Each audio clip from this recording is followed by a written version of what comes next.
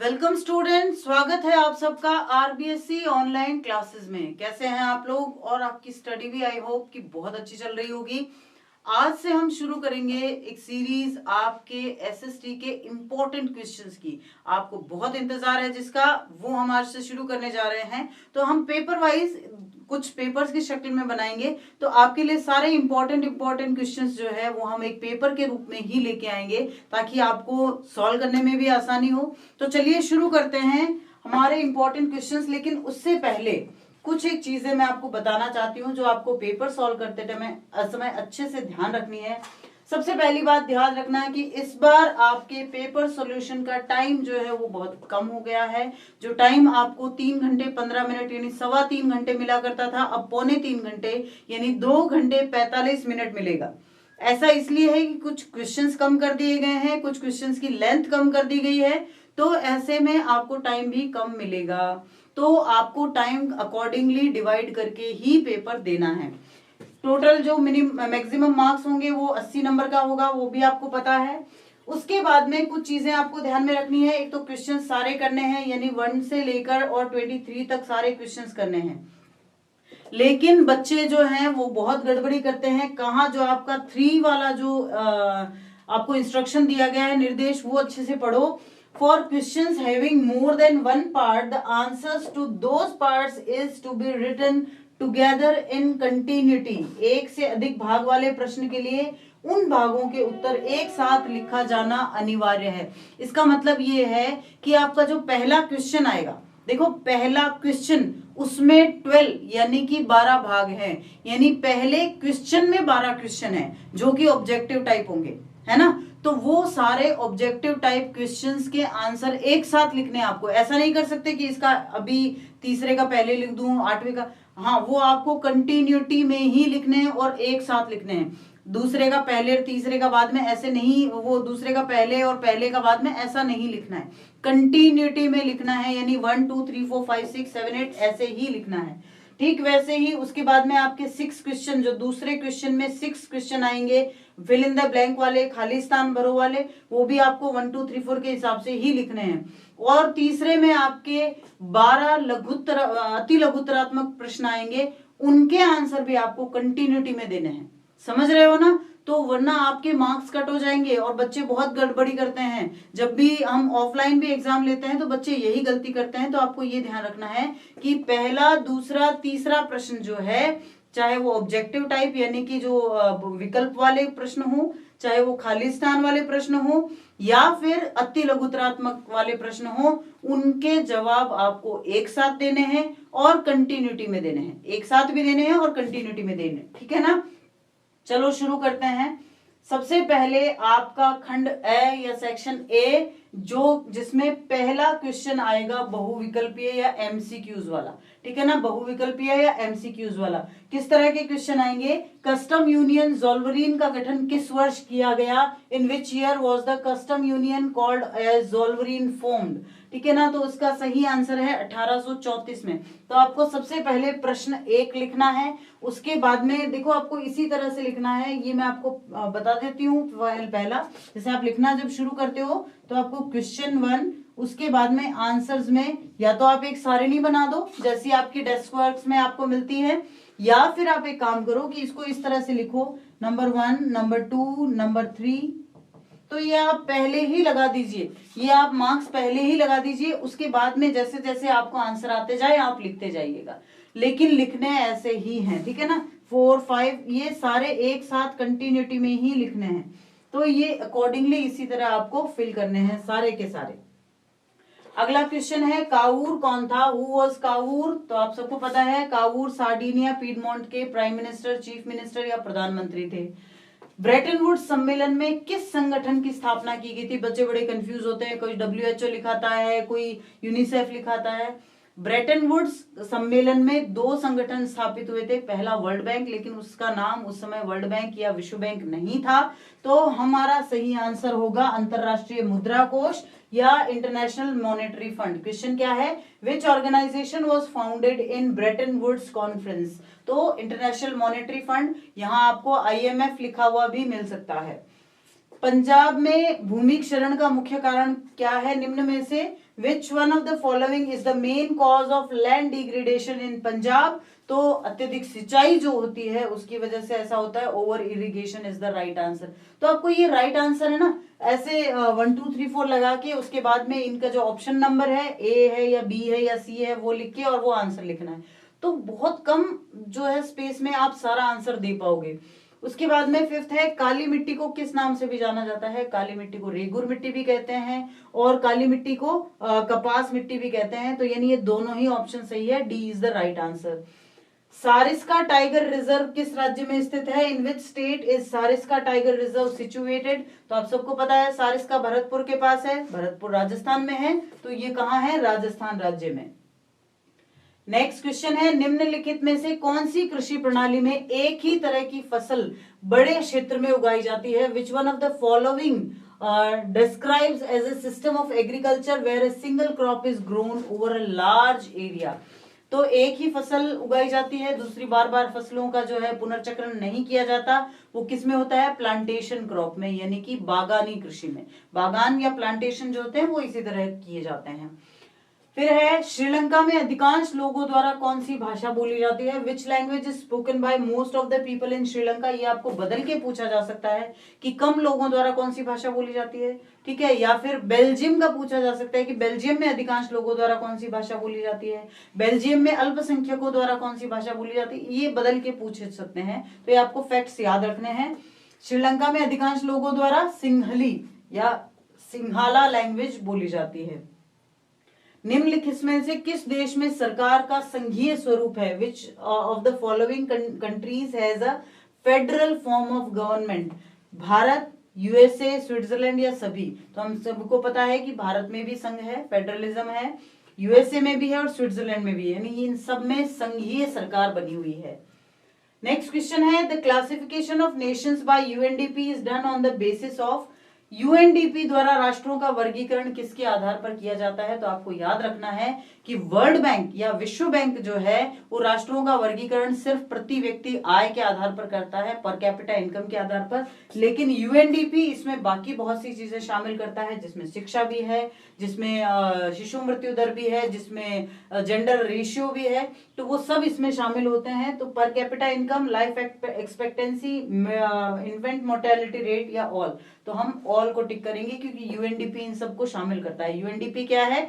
United Nations development programme, जिसके द्वारा एक इंडेक्स या सूचकांक जारी किया जाता है जिसको मानव विकास सूचकांक या एचडीआई ह्यूमन डेवलपमेंट इंडेक्स कहा जाता है। तो क्वेश्चन ये भी आ सकता है कि एचडीआई किसके द्वारा जारी किया जाता है? यूएनडीपी के द्वारा। यूएनडीपी कौन सा सूचकांक जारी करता है? मानव विकास सूचकांक, human development index. Next question है, कृषि और संबंधित क्षेत्र को इस नाम से भी जाना जाता है, किस नाम से? Agriculture and related sector is also known as? प्राथमिक, द्वितीय, तृतीयक या कोई नहीं? तो प्राइमरी, सेकेंडरी, टर्शरी या नन? तो आपको इन तीनों के अलग से नाम जो होते हैं वो भी याद रखने हैं। प्राथमिक क्षेत्र को हम कृषि और संबंधित क्षेत्र भी कहते हैं, द्वितीय क्षेत्र को हम औद्योगिक या इंडस्ट्रियल सेक्टर भी कहते हैं, तृतीय क्षेत्र को हम सर्विस सेक्टर या सेवा क्षेत्र भी कहते हैं। तो ये आपको उनके उपनाम भी याद रखने हैं। नेक्स्ट क्वेश्चन है, निम्नलिखित में से कौन सी भारत की बहुराष्ट्रीय कंपनी है? तो हम सबको पता है Ford Motors is not Indian, Chevrolet is also not Indian, Suzuki is also not Indian. तो टाटा मोटर्स जो है वो भारत की बहुराष्ट्रीय कंपनी है। Which one of the following is India's MNC? Tata Motors, Ford Motors, Chevrolet और सुजुकी। तो Tata Motors is the right answer. इसके बाद आएगा रिक्त स्थानों की पूर्ति करो। ये भी आपको प्रश्न 2 लगा के और उसके अकॉर्डिंग 1 2 3 4 करके और वैसे ही लिखना है। अगर आपको नहीं आता है तो आप वो खाली छोड़ दीजिए, लेकिन आपको अपना सीक्वेंस, अपनी कंटिन्यूटी नहीं तोड़नी है। 1 2 3 4 इसी सीक्वेंस में ही इसको लिखा जाना है। तो कौन सा रोग पहली बार 1880 के दशक के अंत में अफ्रीका में फैला था? Which disease first appeared in Africa in late 1880s? तो कौन सा रोग था? वो था रिंडर पेस्ट, या आप इसको मवेशी प्लेग भी कह सकते हो, रिंडर पेस्ट या मवेशी प्लेग। उसके बाद में मनुष्य सभी जीवित जीवों के साथ मिलकर कौन सी प्रणाली का एक जटिल जाल बनाते हैं? Humans along with all living organisms form a complex web of which system? तो इकोसिस्टम, या इसको हिंदी में हम पारिस्थितिकी तंत्र कहते हैं, पारिस्थितिकी तंत्र। हिमालयन यू हिमाचल प्रदेश और अरुणाचल प्रदेश के विभिन्न हिस्सों में पाए जाने वाला एक कौन सा पौधा है? Himalayan yew is a which kind of plant found in various parts of Himachal Pradesh and Arunachal Pradesh. तो ये किस तरह का पौधा है? ये एक औषधीय पौधा है, ये एक मेडिसिनल प्लांट है। कौन सा प्लांट है? Medicinal plant. औसत आय को और हम क्या कहते हैं? तो औसत आय को हम क्या कह सकते हैं? The average income is also called as. तो हम एवरेज इनकम कैसे निकालते हैं? कुल आय में जनसंख्या का भाग दे देते हैं, तो उसको हम और भी क्या कहते हैं? प्रति व्यक्ति आय या पर कैपिटा इनकम। इंग्लिश में इसको पर कैपिटा इनकम कहेंगे, हिंदी में इसको प्रति व्यक्ति आय कहेंगे। द्वितीय क्षेत्र को और किस नाम से भी जाना जाता है? ठीक है ना, secondary sector is also known as, कौन से मैंने आपको बताया था अभी, इंडस्ट्रियल सेक्टर या औद्योगिक क्षेत्र भी कहा जाता है। फिर बहुराष्ट्रीय कंपनियां किस प्रक्रिया में एक महत्वपूर्ण भूमिका निभा रही है? MNCs are playing a major role in the process of globalisation. यहां हम भरेंगे ग्लोबलाइजेशन या इसको वैश्वीकरण कहते हैं। ठीक है ना, तो अब मैं आपको क्वेश्चंस बता रही हूं, आंसर्स आप ढूंढेंगे ताकि आपके लिए वो रिवीजन भी हो जाएगा और आपको पता भी चल जाएगा कि मोस्ट क्वेश्चन कौन से हैं। ये हमने बिल्कुल बोर्ड पैटर्न बनाया है, तो इसी पैटर्न के क्वेश्चंस आएंगे, उसी प्रकार के चैप्टर्स में से उसी प्रकार के क्वेश्चंस आने वाले हैं। तो अगला क्वेश्चन है जो आपके लघुतरात्मक है, इनके अति लघुतरात्मक, इनके आंसर भी आपको सेम सीक्वेंस में कंटिन्यूटी के साथ देने हैं, प्रश्न 3 लगाकर। प्रश्न 3 में पहला, प्रश्न 3 में दूसरा, ऐसे। ठीक है ना, तो प्रश्न 3 में पहला है वीटो से आप क्या समझते हैं? What do you understand by veto? तो इंग्लिश में अगर कहें तो प्रोहिबिशन, राइट टू प्रोहिबिट, या निषेधाधिकार की जो अधिकार होता है, निषेधाधिकार जो होता है उसको हम वीटो कहते हैं। पितृसत्तात्मक समाज क्या है? What does it mean bye patriarchal society? Patriarchal society यानी मेल डोमिनेंट सोसाइटी, यानी जहां पुरुषों का आधिपत्य रहता है उस समाज को हम पितृसत्तात्मक समाज कहते हैं। प्रति व्यक्ति आय से आपका क्या तात्पर्य है? What does it mean bye per capita income? अभी बताया मैंने आपको, कुल राष्ट्रीय आय में जब जनसंख्या का भाग दे दिया जाए तो हमें प्रति व्यक्ति आय या फिर एवरेज जो इनकम है वो प्राप्त हो जाती है, जिसको हम एवरेज इनकम या फिर औसत आय भी कह सकते हैं। पुरुषों और महिलाओं के लिए समान अधिकारों और अवसरों में विश्वास रखने वाले को क्या कहा जाता है? What is a woman or man who believes in equal rights and opportunities for men and women called? तो उसको हम क्या कहते हैं? उसको हम फेमिनिस्ट या नारीवादी कहते हैं। फेमिनिस्ट या नारीवादी कहते हैं। गुजरात में नर्मदा नदी पर कौन सा बांध बनाया गया है? Which dam has been built on the Narmada river in Gujarat? Which dam? Sardar Sarovar dam, Sardar Sarovar बांध बनाया गया है। किन्हीं 2 रेशेदार फसलों के नाम लिखिए। Name any 2 fibre crops. हम सब जानते हैं जूट है या कॉटन है, कपास है और पटसन है, ये दोनों रेशेदार फसलें हैं। फिर है शिशु मृत्यु दर से आप क्या समझते हैं? What do you mean by infant mortality rate? तो आपको एकदम प्रॉपरली इसकी परिभाषा देनी है। शिशु मृत्यु दर का मतलब होता है प्रत्येक जन्म लेने वाले वो बच्चे जो 1 साल की आयु पूरी करने से पहले ही उनकी मृत्यु हो जाती है, और 100 के जो अनुपात में उनकी जो जीवित रहते हैं और जो मर जाते हैं, तो जो मरने वाले जो बच्चे हैं उनकी उस रेशियो को, उस अनुपात को शिशु मृत्यु दर कहा जाता है। भारत में विषयों के विभाजन के लिए कितनी सूचियां बनाई गई है? How many lists have been made for the divisions of subject in India? तो कितनी सूचियां हैं? 3 सूचियां हैं। सेंट्रल लिस्ट या जिसको हम यूनियन लिस्ट भी कहते हैं, संघीय सूची। दूसरी है स्टेट लिस्ट या राज्य सूची। तीसरी है कॉन्करेंट लिस्ट या समवर्ती सूची। एफ्रो अमेरिकन कौन है? Who are Afro Americans? तो एफ्रो अमेरिकन्स वो हैं जिनको यूरोपीय लोग अमेरिका में व्यापार करने के लिए जाते समय अफ्रीका से गुलाम बनाकर ले गए थे और वो वहीं बस गए। बाद में उनकी आने वाली पीढ़ियों को एफ्रो अमेरिकन्स कहा जाता है। प्राथमिक क्षेत्र में शामिल 3 गतिविधियों के नाम बताइए। Name any 3 activities which are included in primary sector. हम आराम से बता सकते हैं, खेती इसका एक सेक्टर है। वानिकी या जिसको हम फॉरेस्ट्री कहते हैं वो है। मछली पालन वो भी प्राथमिक क्षेत्र है। खनन भी प्राथमिक क्षेत्र में आता है। तो डायरेक्ट नेचर से जो कनेक्टेड है वो सारी गतिविधियां, वो सारी एक्टिविटीज किसमें आएगी? प्राथमिक क्षेत्र में। विदेशी निवेश से क्या तात्पर्य है? ऐसा निवेश जो किसी दूसरे देश में जाकर और बहुराष्ट्रीय कंपनियों द्वारा किया जाए। The investment made by MNCs is called foreign investment. सीधा सा आंसर है, बस आपको इतने से आंसर लिखने हैं। ठीक है ना। इसके बाद आपका आएगा खंड ब। इसके बाद जो क्वेश्चंस आएंगे उन क्वेश्चंस को आप सीक्वेंस अपने हिसाब से लिख सकते हो। आपको पहले छठा क्वेश्चन आ रहा है तो वो कर दो, आपको पहले चौथा क्वेश्चन आ रहा है तो वो कर दो, कोई दिक्कत नहीं। 3 प्रश्नों तक आपको ध्यान में रखना है कि 3 प्रश्नों के उत्तर सीक्वेंस में ही लिखे जाने हैं, ठीक है। तो पहला जो लघुतरात्मक प्रश्नोत्तर होंगे वो आपके प्रश्न नंबर 4 से लेकर और प्रश्न नंबर 19 तक आएंगे। प्रश्न नंबर 4 से लेकर और 19 तक, प्रश्न नंबर 4 से लेकर और 16 तक।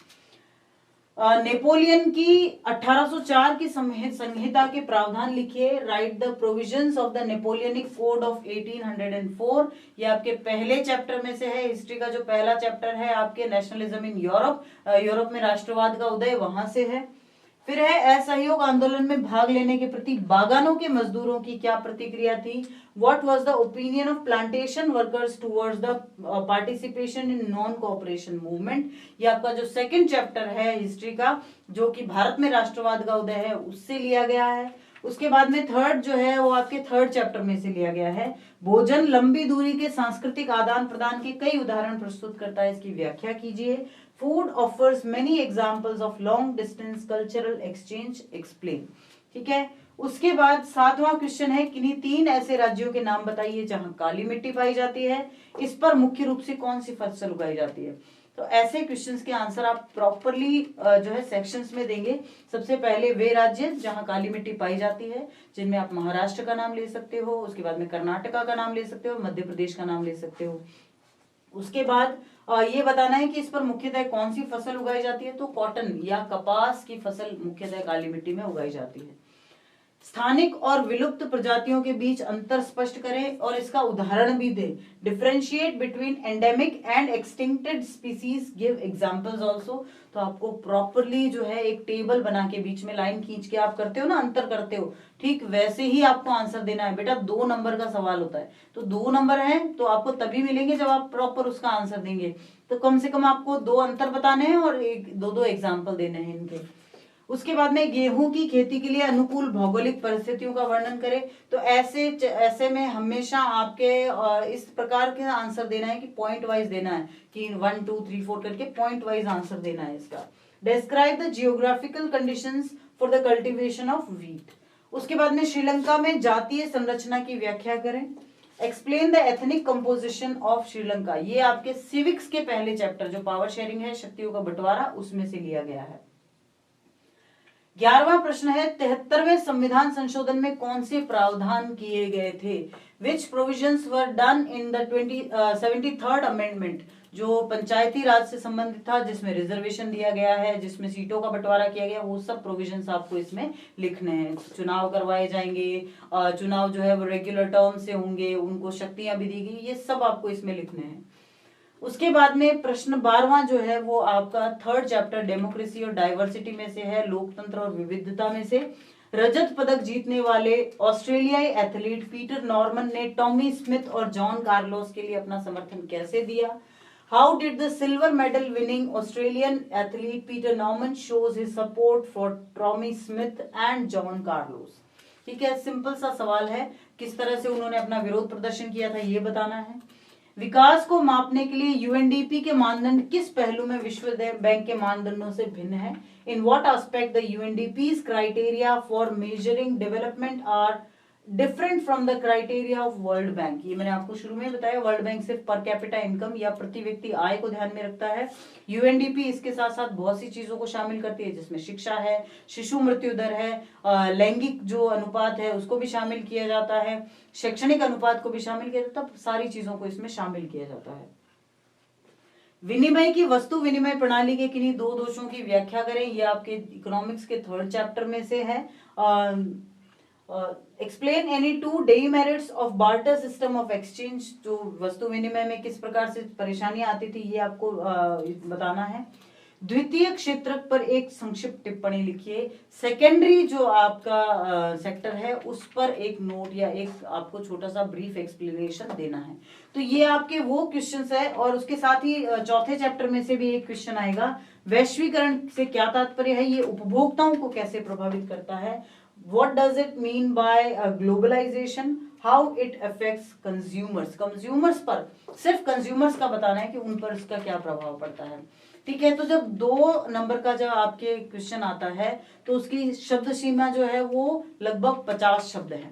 50 शब्द का मतलब लगभग 5 से 6 लाइनें आप इसमें लिख सकते हैं। ठीक है। उसके बाद में सेक्शन सी या खंड स जो है उसमें उसको हम लॉन्ग आंसर टाइप कह सकते हैं, या जिनको हम दीर्घ उत्तरीय प्रश्न।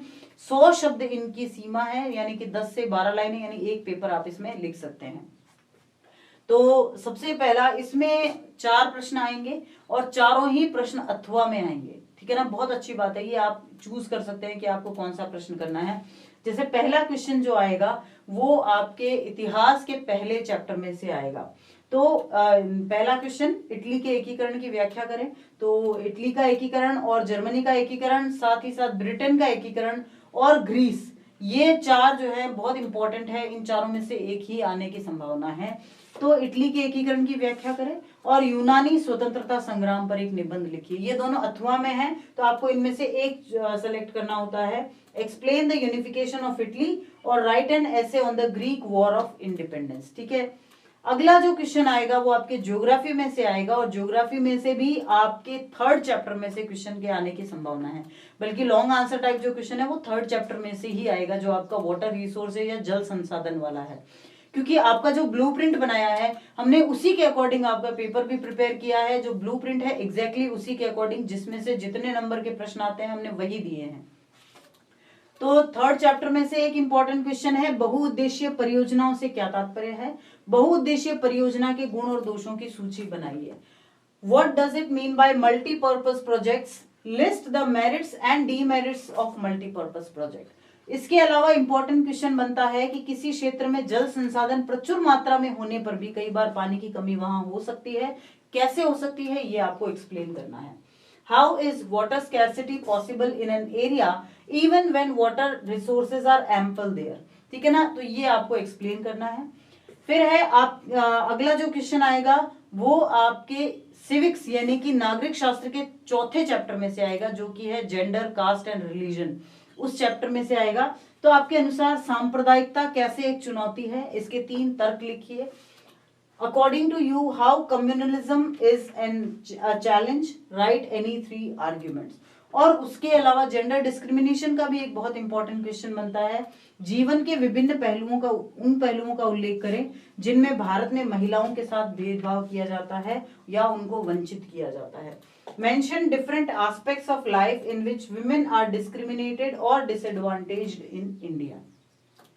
तीसरा जो क्वेश्चन आएगा वो आपका जो चौथा क्वेश्चन आएगा वो इकोनॉमिक्स में से आएगा। यानी हर सेक्टर में से एक एक क्वेश्चन आ रहा है 3 मार्क्स का, और वो 3 मार्क्स का जो क्वेश्चन आएगा, चौथा क्वेश्चन जो है वो इकोनॉमिक्स में से आएगा, और इकोनॉमिक्स में से भी आपके 3rd चैप्टर यानी कि मनी एंड क्रेडिट में से आएगा। तो मनी एंड क्रेडिट, या जिसको हम मुद्रा और साख भी कहते हैं, तो स्वयं सहायता समूहों से आपका क्या तात्पर्य है। एसएचजी के महत्व की व्याख्या कीजिए। What does it mean by एसएचजीज, explain the importance of SHG. SHG यानी सेल्फ हेल्प ग्रुप। या फिर साख के औपचारिक और अनौपचारिक स्रोतों में क्या अंतर है। What are the differences between formal and informal sources of credit. ठीक है ना, साख यानी जो लोन लेते हैं उनके फॉर्मल और इनफॉर्मल सोर्सेज के बारे में आपको बताना है। फिर अगला सेक्शन है आपके निबंधात्मक प्रश्नों का। निबंधात्मक प्रश्नों में 2 क्वेश्चन जो होंगे, एक आएगा आपके हिस्ट्री यानी इतिहास में से, जो भी आपके 2nd चैप्टर में से आएगा, और दूसरा आएगा आपके सिविक्स या नागरिक शास्त्र में से, जो कि आपके 5वें यानी कि जो पॉपुलर स्ट्रगल वाला जो चैप्टर है उसमें से आएगा, यानी कि जो लोकप्रिय आंदोलन वाला जो चैप्टर है उसमें से आएगा। और एक क्वेश्चन आएगा आपके ज्योग्राफी में से, जहां स्किल बेस्ड क्वेश्चन दिया गया है, यानी कि हम ये मान के चलेंगे कि वहां से मैप आएगा, और मैप आएगा आपके भूगोल के 5वें चैप्टर में से। ठीक है ना, तो इस तरह से आप अगर सिस्टमेटिकली पढ़ेंगे ना तो आपको ये पढ़ना भी आसान हो जाएगा और आपके मार्क्स आने की संभावनाएं बहुत ज्यादा रहेगी। तो अगर निबंधात्मक प्रश्नों की हम बात करें तो जो हिस्ट्री का आपका सेक्शन है उसमें दूसरे चैप्टर में से निबंधात्मक यानी 4 नंबर का एक प्रश्न आ रहा है। तो वो क्या बन रहा है, या तो ये आएगा कि निम्नलिखित पर संक्षिप्त टिप्पणी लिखिए, write a short note on Rowlatt Act, Jallianwala Bagh हत्याकांड या जलियांवाला बाग मैसेकर, खिलाफत आंदोलन, खिलाफत मूवमेंट, या भारत माता का वैयक्तिकरण, पर्सोनिफिकेशन ऑफ भारत माता। इस तरह के जो है टिप्पणियां पूछी जा सकती है, हो सकता है एक दो टिप्पणी इधर उधर हो जाए। और बहुत इंपॉर्टेंट क्वेश्चन बनता है आपके सविनय अवज्ञा आंदोलन का, या इसकी जगह आपको नॉन कॉपरेशन या असहयोग आंदोलन दिया जाए, इससे बाहर नहीं आ सकता। और डिस्कस सिविल डिसओबीडियंस मूवमेंट, ठीक है ना। तो ये इंपॉर्टेंट हिस्ट्री में से क्वेश्चन बनता है। सिविक्स में से आपके जो इंपॉर्टेंट क्वेश्चन बनता है वो है पहला, नेपाल में लोकतंत्र के लिए संघर्ष पर एक निबंध लिखिए। Right an essay on the struggle for democracy in Nepal, या फिर इसके अथवा में आ सकता है बोलीविया का जल युद्ध क्या था और ये नेपाल के लोकतंत्र आंदोलन से कैसे अलग था। What was the water war of Bolivia, how was it different from the movement for democracy in Nepal. ठीक है, अगला जो क्वेश्चन आएगा वो 5th चैप्टर ज्योग्राफी में से आएगा और वो मानचित्र का आएगा। तो मानचित्र में ज्योग्राफी में जो 5th चैप्टर है वहां के लगभग आपको सारे ही मुख्य मुख्य स्थानों को याद करना है। मैंने कुछ स्थान छांटे हैं लेकिन ये नहीं कह सकते कि यही आएंगे, लेकिन आपको इसी के आधार पर अपनी प्रिपरेशन तैयारी करके रखनी है। तो क्या कौन कौन से स्थान आ सकते हैं, आपको ये भी ऑप्शन में दिए रहेंगे, 4 इधर 4 इधर। आपको या तो या 4 ये करने हैं या 4 ये करना है। ऐसा मत करना कि 2 ये कर दिए और 2 ये कर दिए, बिल्कुल नहीं। आपको या तो ये चारों ये करने हैं या तो चारों ये करने हैं।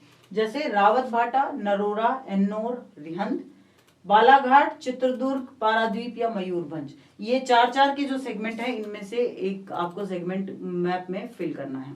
ठीक है, तो ये वो इंपॉर्टेंट क्वेश्चन है। ये इंपॉर्टेंट क्वेश्चंस की सीरीज ला रहे हैं हम। सीरीज का मतलब ये है कि अभी और भी इंपॉर्टेंट क्वेश्चन आएंगे, एक आधी पेपर में आपको और बताऊंगी, तो उनमें से बाहर नहीं जाएंगे आपके प्रश्न। तो बेहतर है कि अब आप अपनी तैयारी को जो शॉर्ट एंड स्वीट करें, लेकिन जैसा मैं हमेशा कहती हूँ कि हार्ड वर्क के साथ साथ स्मार्ट वर्क करें, क्योंकि हम आपके लिए स्मार्ट वर्क कर रहे हैं। तो स्मार्टली आप भी हमसे कनेक्टेड हो जाइए।